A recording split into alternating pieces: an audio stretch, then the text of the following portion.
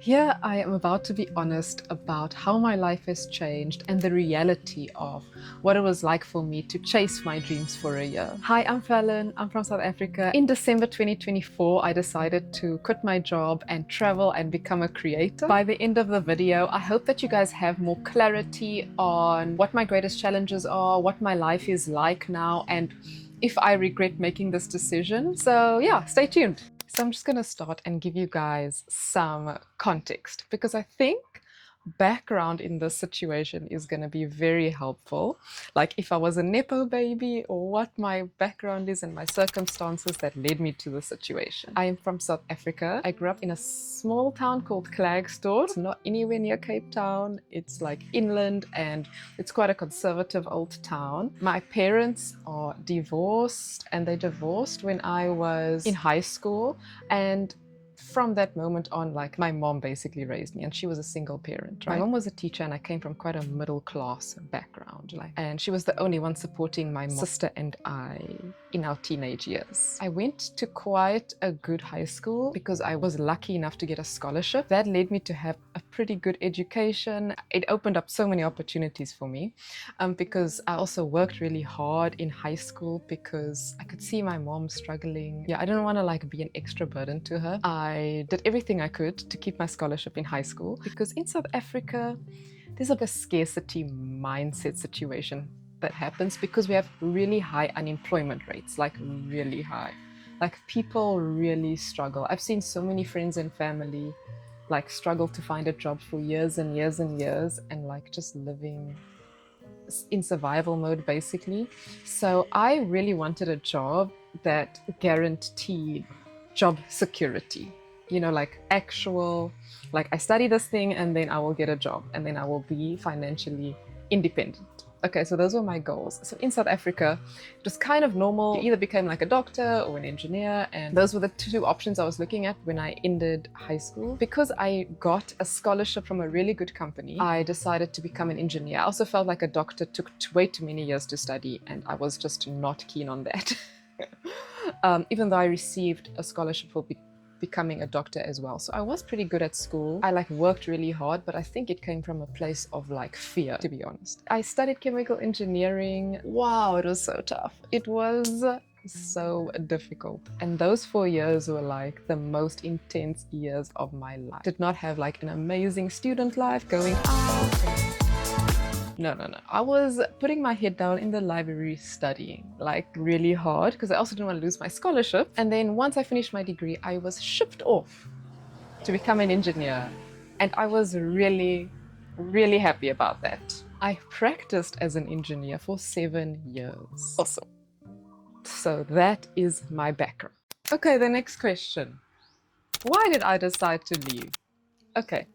So I was actually in such a good, privileged position. My career went really well. I had really good bosses and I was paid quite decently because I think I was in the petrochemical gas industry. Yeah, I worked in refining, so making petrol, converting coal to gas. Yeah, it was quite an awesome opportunity. I gave it my all for so long, and I had quite a good like semi-remote like research job as a chemical engineer, which is really good. And I was given so many opportunities. I even worked overseas for a little bit to assist starting up a gas plant in Uzbekistan, which is so wild. But like I just noticed myself becoming less and less excited for my job. Like I've always been someone who strived for more, even though it came from a place of fear or whatever. Like I always felt like just do my best, you know? And like towards the end, I realized I wasn't doing my best. And I went to psychology for a long time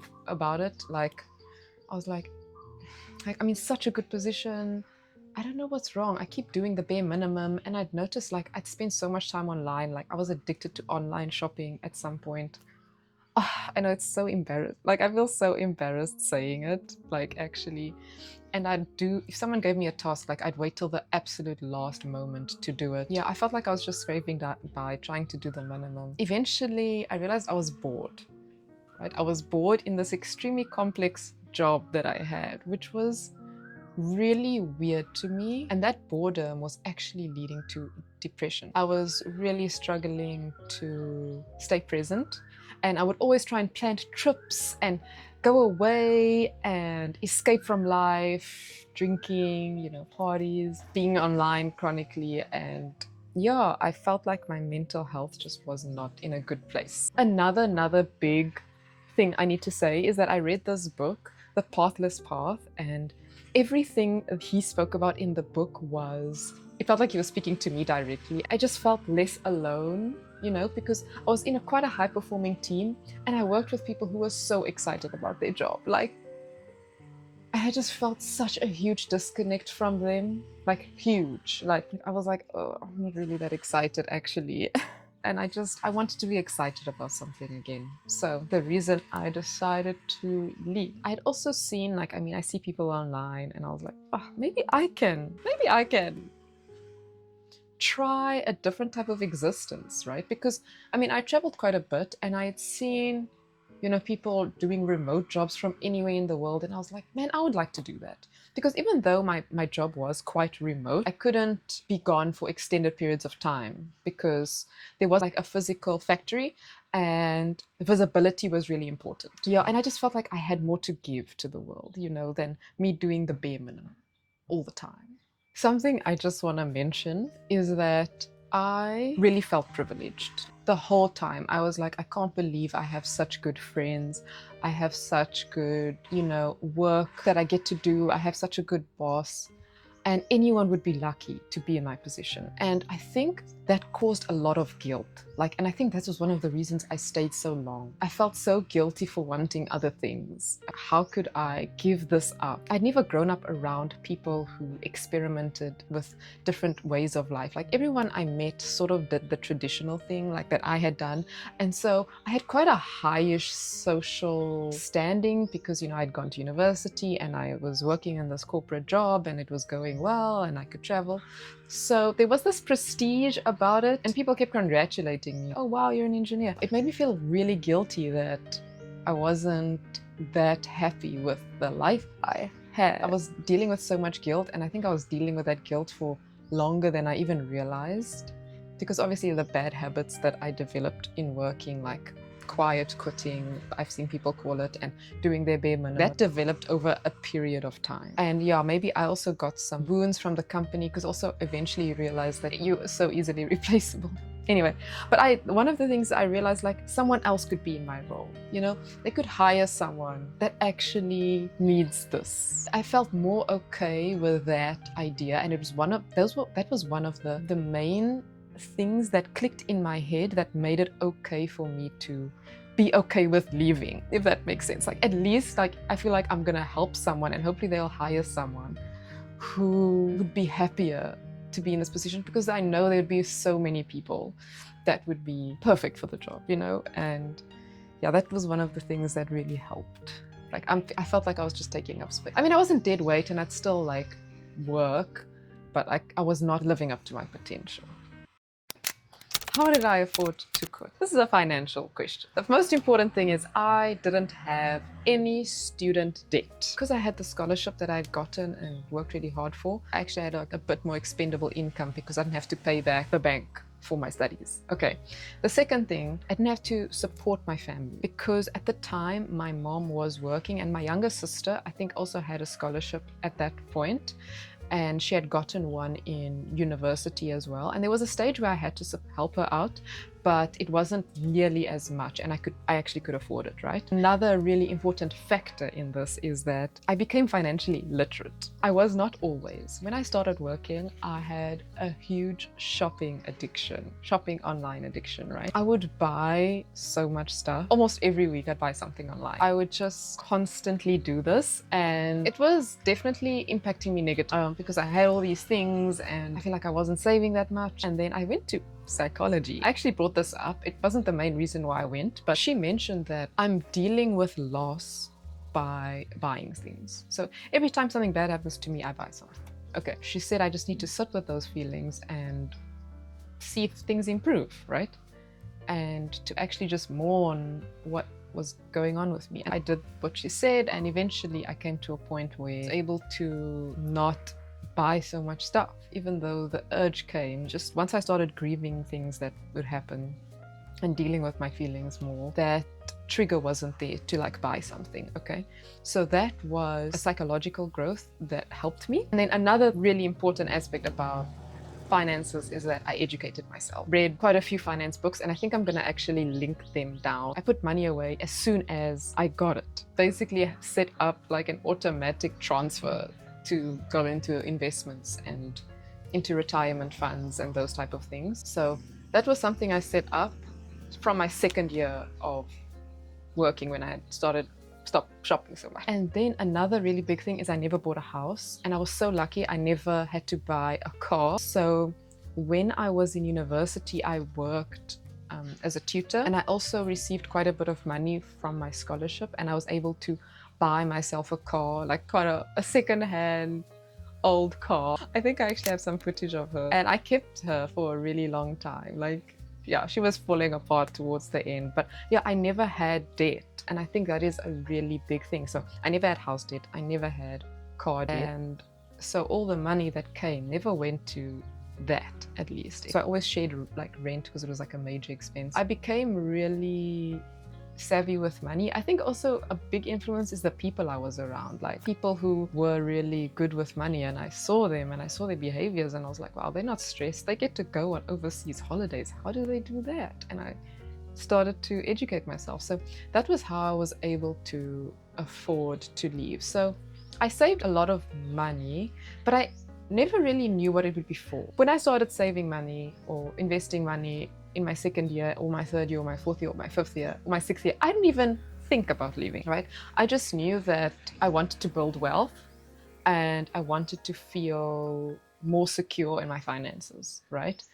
And only when I decided to do it did I start thinking, oh, wasn't this money meant to be for a house? Wasn't this money meant to be for... I was like, maybe this is what I've been saving for. And being okay with spending the money was something I also had to learn. So I also read a book called Die With Zero. It gave me some really interesting aspects about money, and not just hoarding it, and actually enjoying it and investing in yourself and being okay with that, because I'd never seen that from like my parents or any family friend, or yeah. So yeah, that was how I was able to afford it, and it's quite crazy actually, and I'm really grateful to my past self for now, I must say. What have I been doing since I quit? Okay, at the time I quit, I had never recorded a video. I had never edited a video. I was so inexperienced, but for some reason, I thought I needed the pressure of not having a job to start YouTube. So I basically started my channel, and then I proceeded to go on a really long South African road trip where I camped, and it was really awesome, and I was learning about filming, and I'm still trying to figure out what I want my content to be about. So traveling was a really big thing I wanted to do when I left. That's why my videos have been about traveling, because it's something I always enjoyed doing, and I was really interested in how cheap can I do this? Like, how long can I make this money last, you know? Traveling around South Africa, I also spent 3 months in Cape Town, which was really, really fun, and because I have so many friends there, so it was really good. And we have a really good system there, and that was really awesome. And after that, I went on a road trip in Europe, which was expensive. But it was something I really wanted to experiment with, and yeah, I got to visit some friends that side, which was really awesome, and it was also so beautiful. And that was when I decided to come to Vietnam. I'd always wanted to come to Vietnam. And so I was in Vietnam for another 3 months. And yeah, one of the reasons I think a lot of people choose Asia is because it's so affordable to live here and eat here.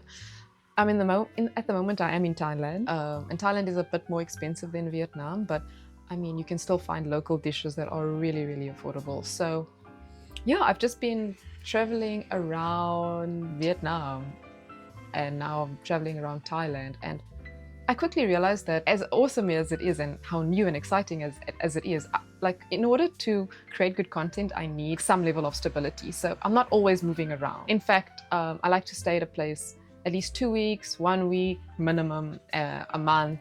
So I'm sort of slow traveling, I think, at the moment while I figure things out. I heard something. Basically what I've been doing. And slowly I've been like making videos about myself and about things I've learned. And yeah, I think I'm still finding my feet. Yeah, that's been really difficult. But also I've also never felt more alive, to be honest. Okay, what do I do for income now and how much does it cost? Okay, so at the moment I have made no money on YouTube. I think that is definitely scary, but I also tried not to focus on the money aspect and more on the experimentation aspect of things, and me learning a completely new skill that I have never cultivated before, and doing a complete 180-degree pivot in my career. So currently the only income I'm getting, I got some tax income, and I also get income from the investments that I put in. So there has been growth, and then that has made things easier, but mostly I've just been like living off of my savings. It's not an infinite amount, and it has cost quite a bit. And I was thinking of like, if I actually want to tell you guys exactly how much it's cost the last year, and I am actually very willing, right? But I don't want to say it on the channel.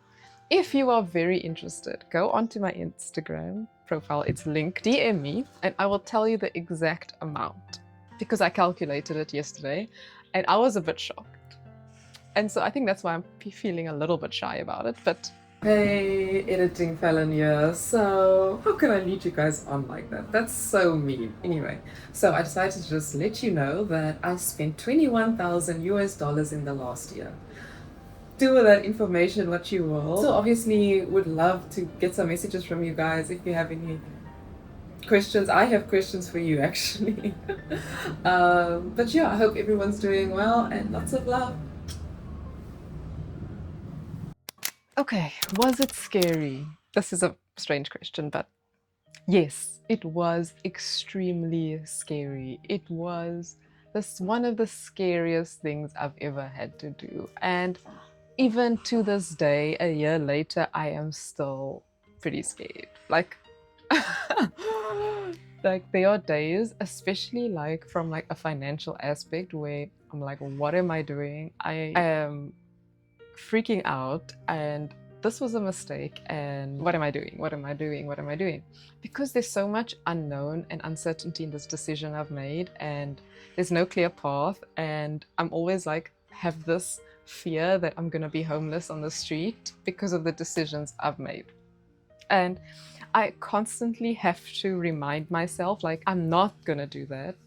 And if shit does go badly, I can always go back to doing what I did before, even though that's really not what I want. Like, I'm actually enjoying the process of making videos so much, and I'm really surprised by it. I don't know if it's just new, but it's actually not that new. Like, I've been doing it for more than a year now, and I still really enjoy it.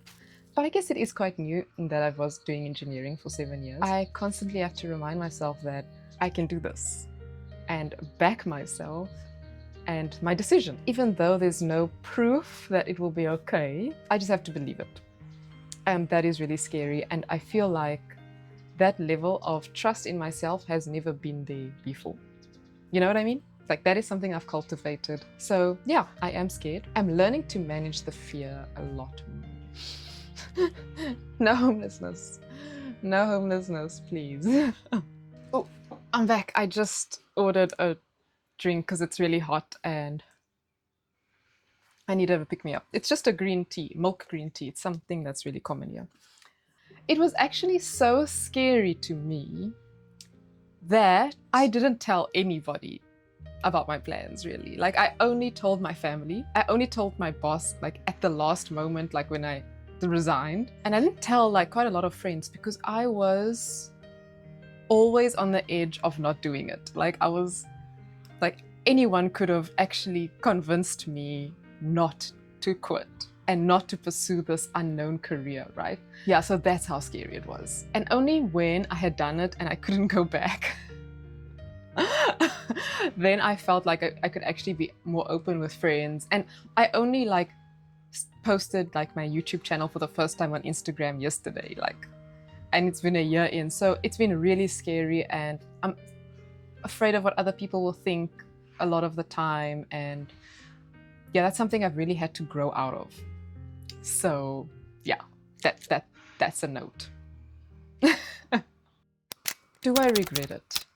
I think the simple answer is no, but it's not so simple. My life looks completely different to how I thought it would. A lot of my friends are having babies, have bought houses, live very stable lives, and that is the life that they have chosen. And so a lot of the time I feel lonely, and that is something that I didn't expect. I'm dealing with problems that other people don't really have, that I know of, you know, and I think that has been something that has made this journey difficult, and I feel I need more community, and that's what I'm trying to foster now. So I think that has made things harder than it needed to be, and it continues to do that because, yeah, like every now and then I get messages from South Africa, someone's had a baby, woohoo! Here I am, living like a completely unstable life, trying new things all the time and running out of money technically. So that is what has made it hard, but I have learned so much about myself. And it's so hard to see it day to day, like last week or the week before, especially when a video hasn't done well in my eyes or the algorithm's eyes or whatever, like that I have failed and that I'm not actually that good. But if I think about where I was a year ago, where I didn't even know how to edit, and it would take me weeks to do like one video, and where I was so afraid to talk to the camera, and where I was so afraid to be in public. I mean, I'm still struggle with that sometimes, and because the cringe is real, but sometimes a shot is more important than strangers looking at you. And this was things I had to learn by myself, and I'm learning so much about like psychology and the psychology of people. And yeah, I really want to like make some money this year. I'm manifesting that for myself. So if I get to like learn these business skills, because I mean, I've always been an employer, and I'm trying to shift my mindset from employer to like business owner, that would also be a major step. And it's not something I ever thought I could do, you know. Yeah, I guess I'm not regretful. Like, I've seen so many places I never thought I would. Like, I feel like life feels so possible for me. And even though like the dream I had is not like the expectation that I'm being met with, I still can't believe this is where I am and this is my life. Like, I get to wake up and decide what to do every single day. Yes, I can't do super fancy things, and there's a limit to my freedom, you know, because I can't go on a yacht and whatever. But that's like a financial aspect. But my needs have adjusted, so I still live quite comfortably, you know. Every now and then I can treat myself to a green tea, a milk green tea, and I get to eat out if I know how much it costs. But a lot of the time I cook and I have my own coffee at home, and I'm okay with that because it affords me this lifestyle, you know, this lifestyle of choosing where I want to be. And I do miss my friends and family, and it really is hard, but I also know that they're rooting for me. So yeah, in conclusion, no, I don't regret it. But they are very difficult days. But the days don't feel as hard as when I was bored and underperforming and having panic attacks as an engineer. So how has my life changed? The level that I feel like I need to escape is less. I mean, when my mental health is quite bad, then I feel like I need to be online, or I need to do something to just like get out of the present moment. But since I left my job and since I'm pursuing something I really want to, there's really no time to waste. So much more excited about my life. And even though sometimes I'm so scared of being homeless, like, it's given me like so much more energy, like in the day. Like, I am always trying something new, I'm always planning something else. And that's why I feel like burnout can be such a thing as a creator, because like I have endless ideas all the time, which is insane because I always used to think ideas are finite, you know. So look at the world a lot differently. I identify the beauty in life. And I don't know if it's just because, you know, that's my job and I'm looking for beautiful places to shoot, but I find myself to be so much more present day to day. And yeah, I feel like my life has become so much more rich. And I mean, it wasn't rich before. It's just that I think that I didn't realize how much time I was actually spending working for somebody. And I know it's not an option for a lot of people. But yeah, this is kind of what you have to expect. You know, it's not always going to be great. It's very scary, especially from a financial point of view. And I haven't made it yet, but the experiences that I've had can never be taken away from me. And the investment that I've put back into myself, because I felt like you can only invest in yourself as a university student and in like education, and I never felt like I could invest in me and my life this way. And that's been like a major shift in understanding, you know, the human condition. So yeah, my life has changed like in an exponential way. I feel like I have changed, even though I haven't changed that much. I think I'm way more confident in a way, like, because I have to deal with putting myself out there all the time. And that in itself is a psychological game that I get to play all the time with myself. So yeah, that is the truth. Guys, if you're here, please subscribe. That would be so awesome. Also, please let me know what you think of this video, and if you have any other questions, I'm so happy to answer them. Oh, another thing I just wanted to add is, how long do I think I can keep doing this? I think I'm gonna try and do this as long as I can. Like, I think I have enough savings for about another year of if I didn't make any more money. And yeah, I'm gonna see where I am in a year's time. Who knows?